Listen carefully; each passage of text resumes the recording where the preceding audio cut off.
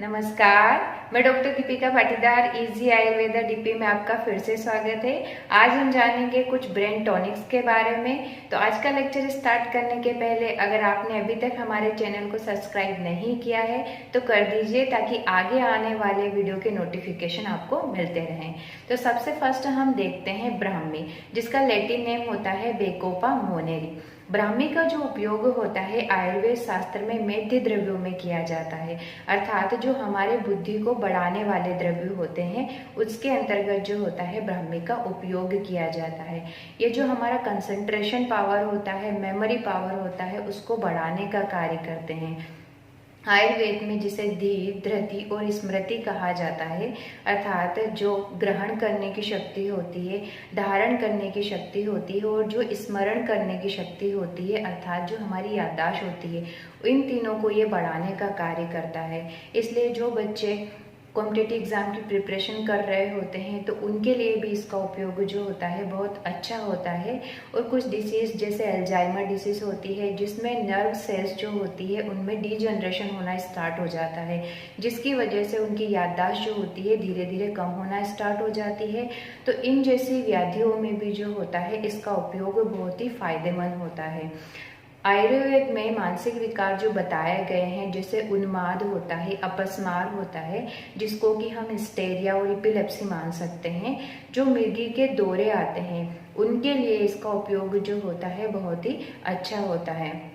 यहाँ तक कि जो बहुत ज़्यादा तनाव की कंडीशन में रहते हैं, स्ट्रेस में रहने वाले होते हैं, जो ओवर थिंकिंग करने वाले होते हैं, अर्थात हर चीज़ के लिए बहुत ज़्यादा सोचने वाले होते हैं, तो उनके लिए भी ब्राह्मी का उपयोग जो होता है बहुत ही अच्छा होता है। और जिन व्यक्तियों को प्रॉपर तरीके से नींद नहीं आती है तो ये निद्रा जनन का भी कार्य करते हैं, उनको बहुत अच्छे से नींद आती है। और नींद जब अच्छे से आती है तो हमारा ब्रेन जो होता है वो बहुत अच्छे से काम करता है। इसका जो आयुर्वेदिक इफेक्ट अगर देखा जाए तो ये तीनों दोषों पे काम करने वाला होता है, अर्थात हमारा जो वात, पित्त और कफ होते हैं इन तीनों को ही बैलेंस में बनाने का ये काम करता है। आयुर्वेद में अगर देखा जाए तो इसकी बहुत सारी मेडिसिन प्रिपरेशन बनी हुई भी आती है, जैसे ब्राह्मी वटी आती है, ब्राह्मी घृत आता है, सारस्वत रिष्ट आता है। तो इसका उपयोग जो होता है रेडीमेड इन फॉर्म में भी किया जा सकता है, या फिर जो ब्राह्मी स्वरस है उसका उपयोग आप घर पे कर सकते हो। 5 to 10 ml जो होगा इसका उपयोग किया जा सकता है।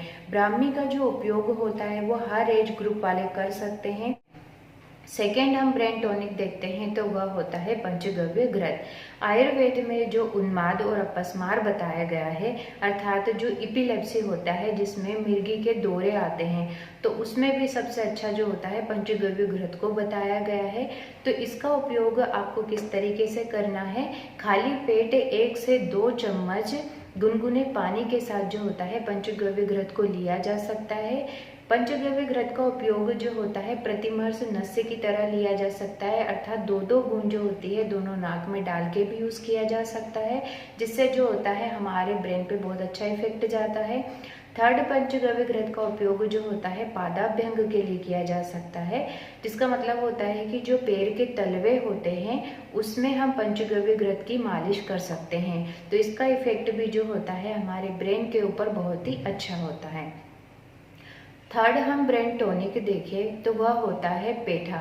आमतौर पर इसको पेठा बोला जाता है, सफ़ेद पेठा भी बोला जाता है, और आयुर्वेद में इसको कुष्मांड कहा जाता है। और कुष्मांड के लिए कहा गया है कि जो वल्ली अर्थात लताओं पे लगने वाला जो फल होता है उसमें इसको श्रेष्ठ माना गया है। इसका उपयोग जो होता है बहुत ही अच्छा होता है। यह भी हमारे कंसंट्रेशन पावर को बढ़ाता है, मेमोरी पावर को भी बढ़ाने का कार्य करता है। जो व्यक्ति बहुत ज़्यादा चिंता में रहते हैं, तनाव में रहते हैं, चिड़चिड़ेपन में रहते हैं, तो उन लोगों के लिए भी इसका उपयोग जो होता है बहुत ही अच्छा होता है। जो कुष्मांड होता है इसकी तासीर होती है ठंडी, तो ये शरीर के अंदर जो होता है ठंडक प्रदान करने का कार्य करता है। तो गर्मियों के सीज़न में भी इसका उपयोग बहुत ही अच्छा होता है। यहाँ तक कि जिनको शरीर में जलन होती है या यूरिन पास आउट करते समय जलन होती है तो उनके लिए भी इसका उपयोग अच्छा होता है। यह हमारे ब्लड सर्कुलेशन को भी अच्छे से बना के रखने का कार्य करता है। जिनको हार्ट से रिलेटेड डिसीज होती है या पेल्पिटेशन बहुत ज़्यादा होता है तो उनके लिए भी पेठा का उपयोग बहुत ही अच्छा होता है। यह प्रॉपर तरीके से नींद को लाने का भी कार्य करता है। जिन व्यक्तियों को अच्छे से नींद नहीं आती है तो उनका भी इफेक्ट जो होता है ब्रेन पे जाता है। तो यह क्या करता है, नींद को अच्छे से लाने का कार्य भी करता है। कुष्मांड का उपयोग आपको किस तरीके से करना है, जो पेठा मार्केट से लेके आएंगे उसका बाहरी छिलका हटा देना है, अंदर के भाग को छोटे पीसेस में कर लेना है, कद्दूकस करके कपड़े से छान के इसका जूस निकाला जा सकता है। तो जूस जो होता है इसका 40 से 50 ml तक लिया जा सकता है। जिनका शरीर जो होता है बहुत ज़्यादा गर्म होता है वह इसकी मात्रा और ज़्यादा भी ले सकते हैं, क्योंकि ये बहुत ज़्यादा ठंडक प्रदान करने वाला होता है। इसका उपयोग अगर आप जूस फॉर्म में नहीं कर सकते हैं तो घृत के साथ में हलवा बना के भी इसका उपयोग किया जा सकता है, या पेठा भी जो होता है मार्केट में बना बनाया मिलता है, आप उसका उपयोग भी कर सकते हो।